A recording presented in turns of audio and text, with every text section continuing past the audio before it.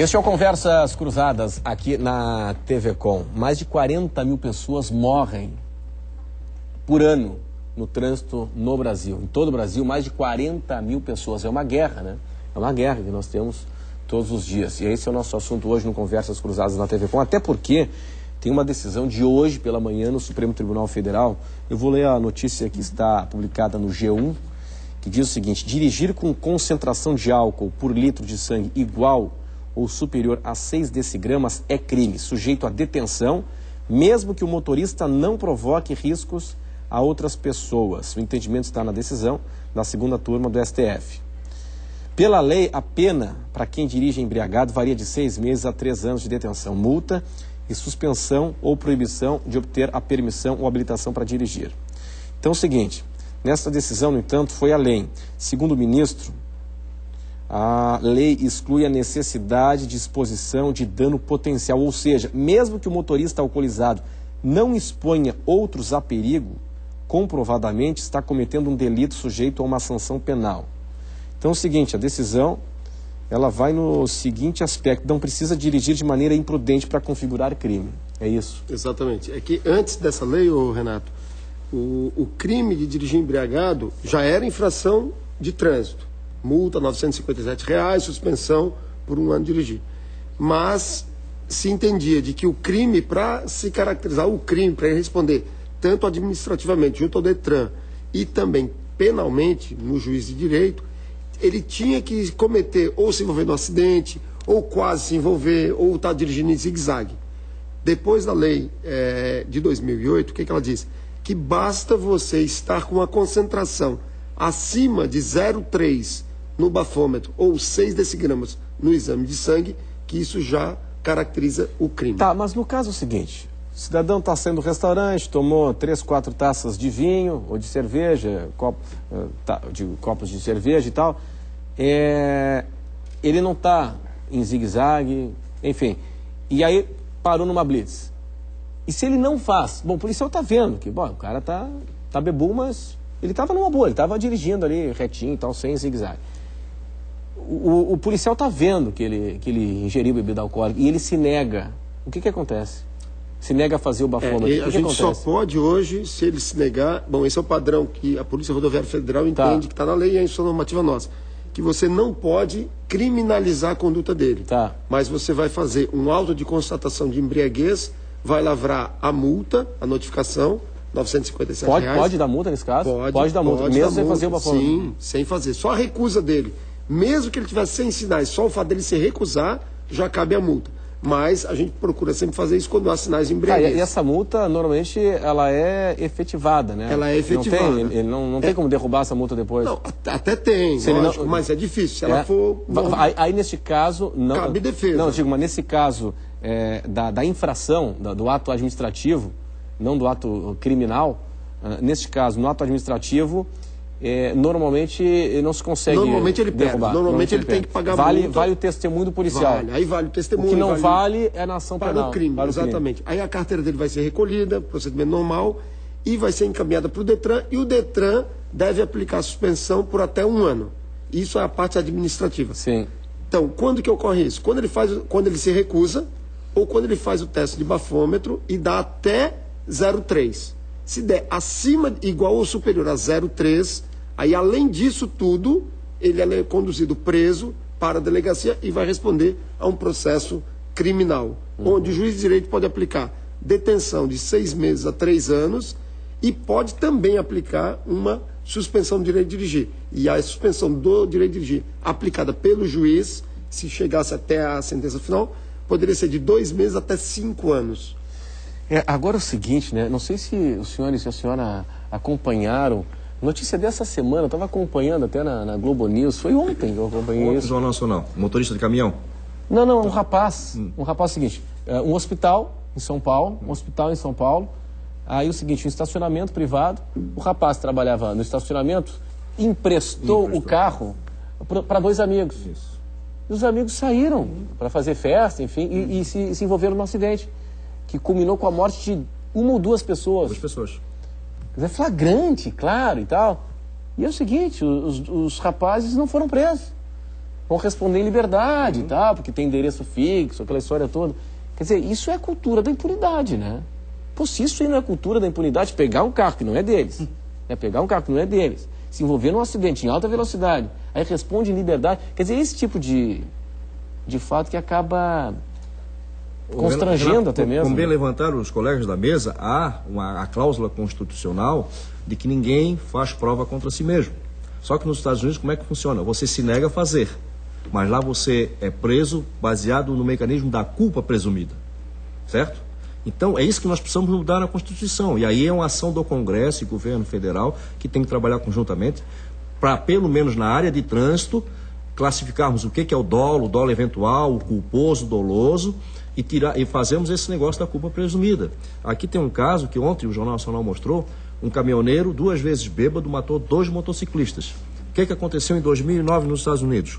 Um caminhoneiro com 54 anos de idade, depois de 9 vezes preso por embriaguez, o juiz decretou prisão perpétua. Prisão perpétua. Mas isso é nos Estados Unidos. Que coisa, né? Que coisa, né? É, exatamente. Quer dizer, a gente tem, então a fragilidade da lei, a cultura da impunidade, né? A situação atual da impunidade, não sei se tu concordas, sim, ela acaba gerando mais imprudência, né? Mais comportamento inadequado. Induz a isso. Como o Graziano havia falado antes, eu acho que temos que rever socialmente o conceito do uso do álcool, né? Porque está muito na cultura aquela questão de trazer o álcool para... É uma droga lícita, né? Então, está sempre no consumo das famílias. E uma outra questão que eu acho que traz muitos jovens são as propagandas. As propagandas que são feitas. E talvez com campanhas educativas, como uma que foi feita do Manos do Asfalto, junto com a Guarda Municipal, com aqueles coraçõezinhos, na Blitz da balada que eles fizeram, né? Uhum. Então, quem não pode dirigir ganhava um coraçãozinho vermelho e quem pode dirigir ganha um coraçãozinho verde. É simples. É pouco, mas é um começo. Então, se não continuarmos, se não der continuidade na educação, e inclusive não só nos centros de formação de condutores, mas principalmente nas escolas de ensino médio, até mesmo nas universidades, né, que ali estão os jovens saindo dali para dirigir. Muitas vezes entrando na universidade com 17 anos, com 18 anos já estão aptos para dirigir, né, e nunca foi feito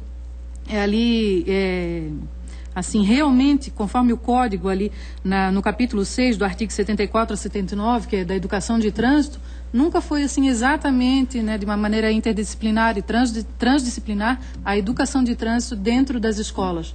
Não precisaria ser uma disciplina separada, mas transdisciplinar nas outras, né, incluída nas outras disciplinas, não esperar só as semanas de trânsito, né, o Dia Nacional do Trânsito. Muito fraco, né, Angelita? É muito fraco. E o que eu vejo, Angelita, é assim, ó, as famílias também tentam se isentar. Como se não tivesse nada. Exatamente. Não, isso é coisa do governo, isso é coisa de guarda, de polícia. Da escola, do professor. Quem criou esse problema não foi a guarda municipal, nem a polícia. Isso é um problema que a própria sociedade criou. E as pessoas, as famílias, quando a gente atende o acidente, leva preso, vem as famílias, vem pai, vem mãe, aquela coisa toda. Não, eu não sei mais fazer com esse menino. Então, peraí, você criou teu filho. Você que educou esse teu filho. Então... Aí é que está o exemplo, ele já começa errado, né? Porque o próprio pai, ele acaba indo na festa, vai num casamento, num aniversário, ele vai beber, ele volta, muitas vezes até com o próprio filho, dirigindo para casa. Então, desde a sua infância, a criança já vai convivendo com aquilo. Então, como é que o pai vai educar, vai dizer para o filho ir para uma balada, vai ir para uma festa, e ele não vai beber, né? Então, hoje a gente está no meio dessa situação social que está instalado, né?